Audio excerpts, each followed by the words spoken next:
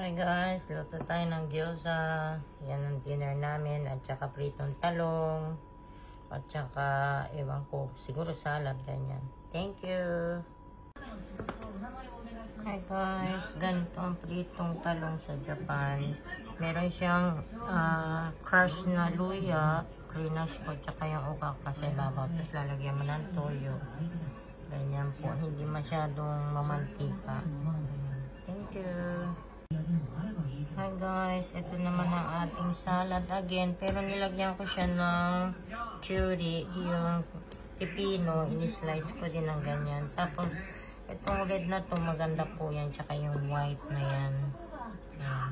Kain po, vitamin K, para sa mga may sakit. Hi guys, kain po tayo. Yan ang gyoza. Yan ang ulam namin. Ayan yung mga tare nila. Ganyan lang po.